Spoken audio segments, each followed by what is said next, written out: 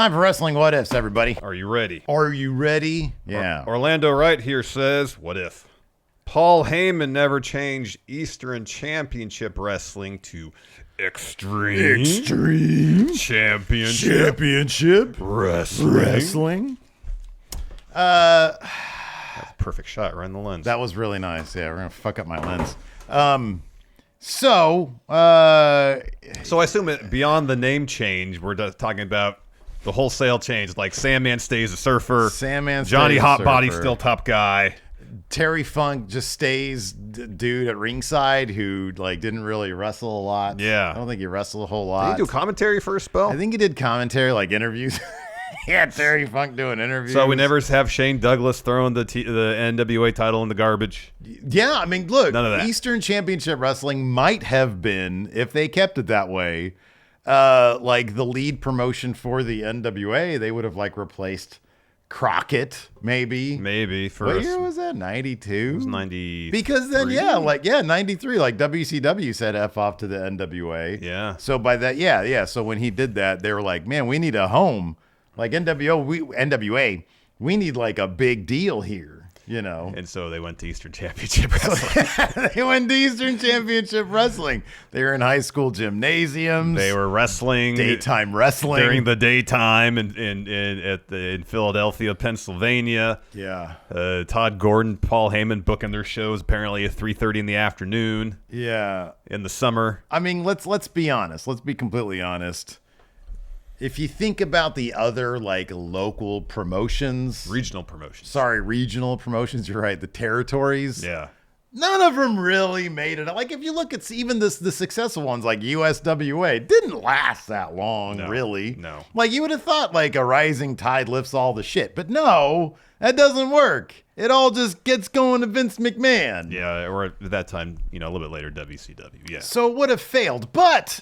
Let's say Paul Heyman was like, I can turn this into a worldwide promotion as Eastern Championship. You said tides lifting all ships. You know who rides tides? Surfers. You book around Surfer Sandman. That's what you do.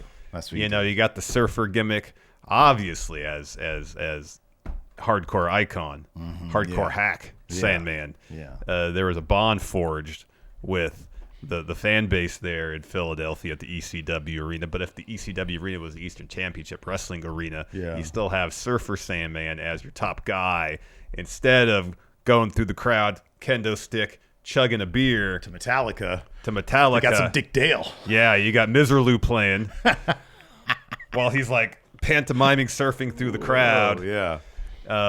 And I don't know, maybe he's got a Mai Tai instead of a beer. So here's how you globalize it, though. This is what you do. Maybe a mojito. So you know how, like, traditionally this side of planet Earth is referred to as West? Sure. And then the other side is referred to as the East. All right. I don't know if the people on the eastern side of the planet consider that as well, if they refer to us as the West. I don't know. But let's say they do, for example. What if they're like, oh, whoa, wait a second. Eastern Championship Wrestling, like eastern side of the planet. Okay. This is for us. So Surfer Sandman becomes an icon in, like Asia and India and all that, right? Yeah. And so, of course, a lot of people over there, big markets over there. Eastern Championship Wrestling blows up over there. And then they become a big global promotion. And every year, WWE, they don't become World Wrestling Entertainment. They become Western World Entertainment. All right. And so, like, every year they get together. You got this $1 billion Eastern Championship Wrestling headed by Surfer Sandman. Yeah. You got Western World Entertainment headed by Vince McMahon and his people. And then it's like Surfer Sandman versus Hulk Hogan at WrestleMania 9. In 1993, Worlds Collide. The world collides. Yeah. Wow. That's all I got. That's all let's move on. Let's move on because it's a good idea. What's next? What's next? That was terrible. Terrible, I tell you. Deep voice dude. Ooh, this is a good one. He says, he's deep voice dude, so I'm going to do his voice. Very well. What if Adam Cole had re-signed with WWE instead of going to AEW back in 2021? He obviously didn't know at the time that Triple H would be taking over within a year. Truthfully, he'd been buried. Yeah. Because I don't know if Adam Cole can go from being Keith Lee's manager to being main event guy. To being Chugs, yeah. Once Triple H takes over. Plus, Chugs, the Twitch channel, would not exist. Yeah. Talk about the dude who probably dodged the deepest bullet or the most of a bullet. You know what I mean? Yeah. Adam Cole. But let's say he did resign. He's like, I'm making good money being Keith Lee's manager. Yeah. And it opens the door. Maybe someday I'll get to wrestle on the main roster. So he gets called up. That's so sad. He's Keith Lee's manager. He has to cut his hair. Yeah. He has to shave his stubbly beard. Yeah. He's all clean cut looking.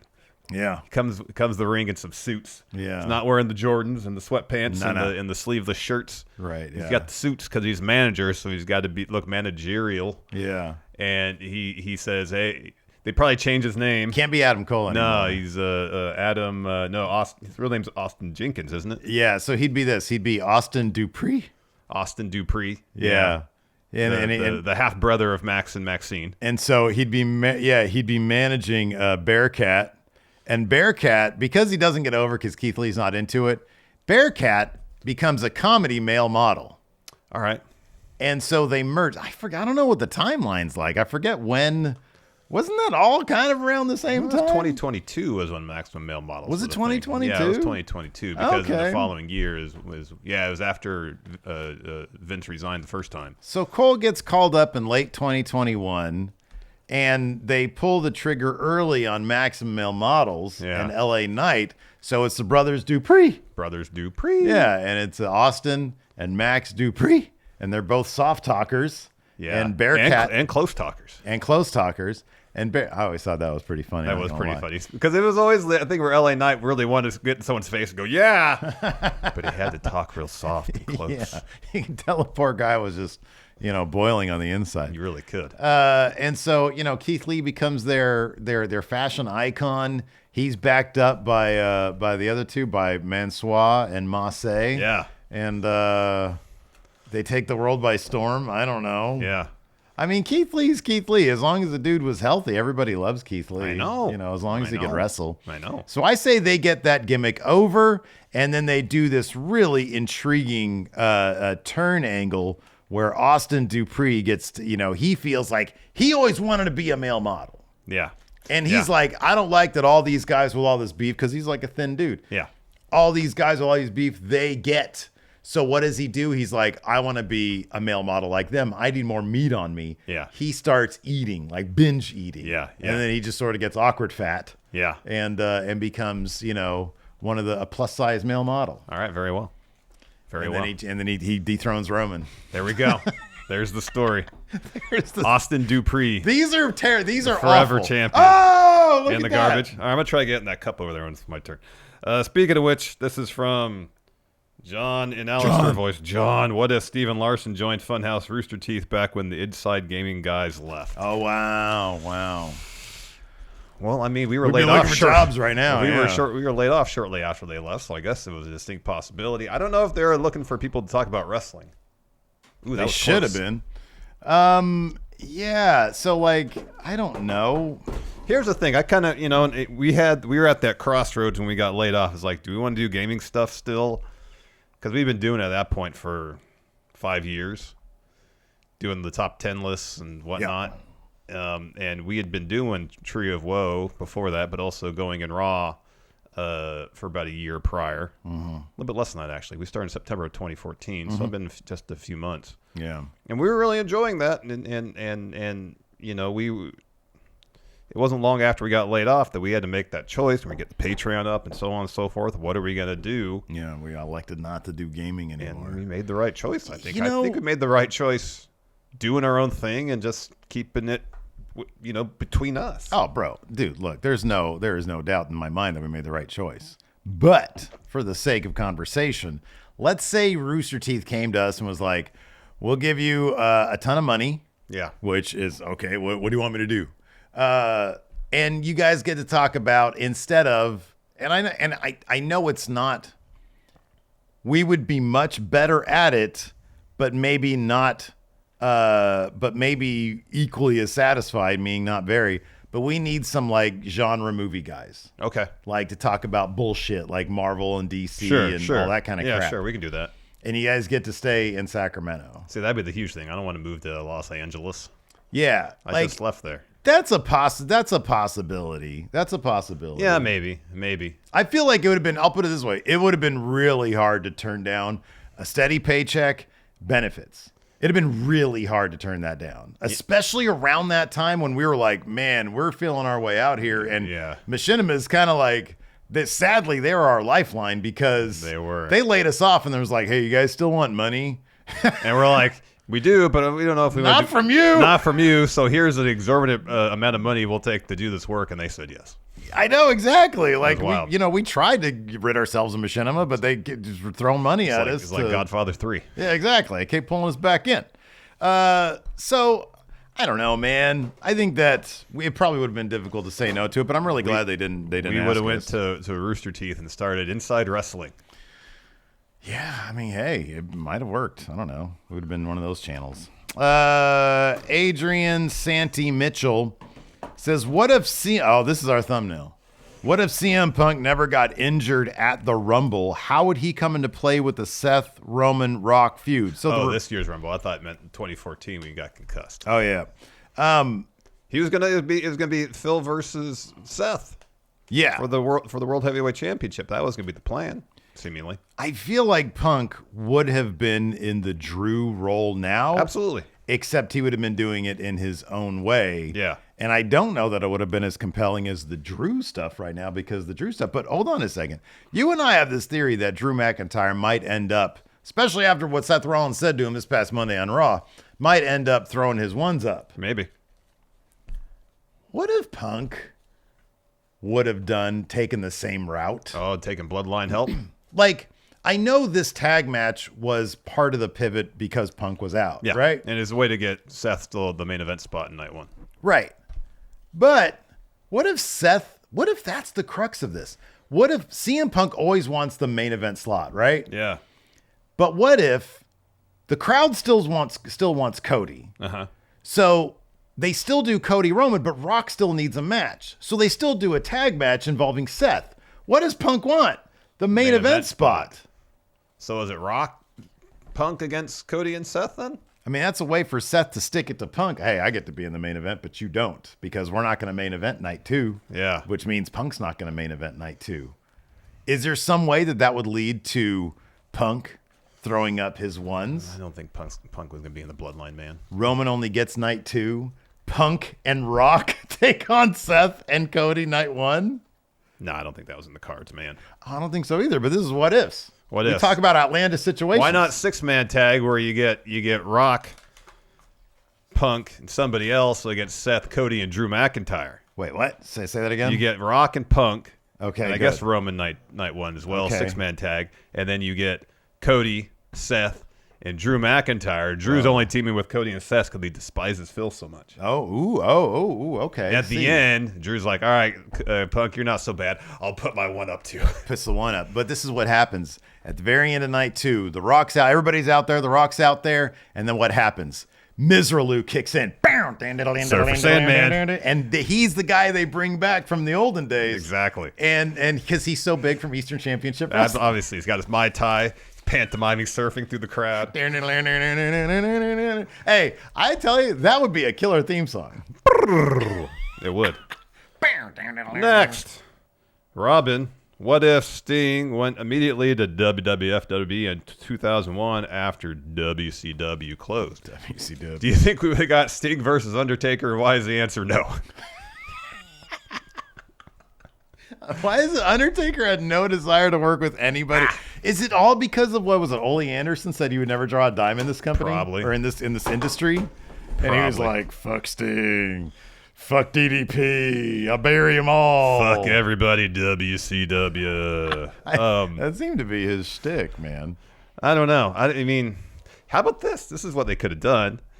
After Eastern Championship Wrestling invariably closes. This is where I was going to go. Surfer Sandman. You bring back Surfer Sting for him to feud with Surfer Sandman. That's your answer. Perfect. 10-year feud. Awesome. I love it. See, we're at the 16-minute mark right now, which means that we get to lightning round these. 5olding7 says, what if we got Austin versus Hogan at WrestleMania X8? Would the crowd still have been as pro Hogan as they were for his match with The Rock? Would he have still turned face when he did? I guess that's Hogan. Yeah. So we'll answer this seriously first, and then we'll insert a Surfer Sandman reference. Yeah,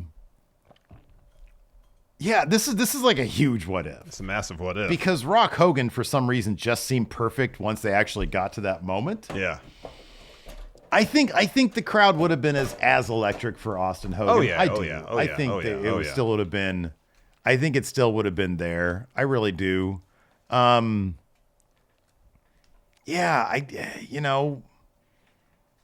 there would have been there would have been like in the aftermath, there would have been that sort of like the same thing. Like NWO comes down, Hogan fends them off. That drives the rift. Maybe we would have had like a wildly entertaining tag team for a spell with Austin and Hogan. That could have been pretty entertaining. Maybe, yeah. Damn, let's down some Hogan Wisers. You know, you're a big legend, Hulk Hogan. Guess what? There's a bigger legend out there, Surfer Sandman. Bang. All right, let's even get Surfer Sandman into this next one here. This is a long one. From Darius the Great. Since Cena recently talked about his near heel turn, what if Cena had indeed turned heel in 2012? Probably turned heel on Surfer Sandman. Yeah, dude. How far would it have gone, and what kind of big moments would he have done as a heel? He mentions also, it was too long to print out, but he also mentions the possibility that would have, and I like this as an idea. I think it's possible. It would have given, much like Hogan got his second lease on. Oh, wow, that was close. That was really close. Hogan got his second lease on. Next time I'm gonna put a little jar camera or a mug camera over there. Yeah. So that we can see if we make it or not. That's good. The people can see. They can see. Yeah, they can see if we gotta make sure you keep a mug over there. It would have been neat if Cena had established his own NWO-like faction to coincide with the heel turn. Of course, Cena, longtime Eastern Championship Wrestling babyface Surfer Sandman, also turns heel. Mean Surfer. The one that hogs all the great waves. Oh, and when he gets up there, he kicks sand in the face of nerds. Exactly. Yeah. Mean Surfer. and then who else? Oh, dude. Oh, man. I don't know. Tommy Dreamer, maybe? Another Eastern Championship Wrestling legend. I don't know. 2012. Who's in 2012? Wade Barrett? No, I mean, yeah. You buried the Nexus. Well, I guess if it's like the parallel of the NWO, it'd be two wrestlers coming from another company into WWF. So it'd be Johnny Hotbody and Surfer Sandman. Johnny Hotbody. Oh, I wonder if that was it. That's all we got, by the way. I wonder I do kind of wonder, would that have given Cena sort of a new rejuvenated? Oh, you'd think so. It would have gotten people cheering for him on a more consistent basis, I feel like, after the initial shock of John Cena turned heel. Because I don't know if he would be the one to just go all in on super nefarious bad guy heel stuff, you know? Yeah. He'd probably drop a lot of you people promos and talk crap to the crowd, but not necessarily be super violent, you know? Mm-hmm. Oh yeah. And since he's pretty clever with his insults, the crowd would probably really get behind him. Yeah, I think you're right. I think so many people wanted to see that they cheer for it. Yeah, it would have been impossible for him to really be a bad guy. Anyways. Exactly, unless you turned on Surfer Sandman. Oh, then it would be by tragedy. That point the most over babyface in all of wrestling. Yeah. Do you think Surfer Sandman should have been the guy to beat Taker Streak? You know, once Surfer Sandman was riding that wave of popularity, when that wave crest, you got if the opportunity's there, you gotta do it. He was the future at that point. Yeah, man. They do a bit where he's there on the beach, and then Sting shows up, and then they have a tussle on the beach in the water because Surfer Sandman really wants to escape out into the giant wave. Yeah, and then they come up and they're handcuffed together. And Surfer Sandman's like, "No, come on, man, let me do it, man." I'm just talking about Point Break.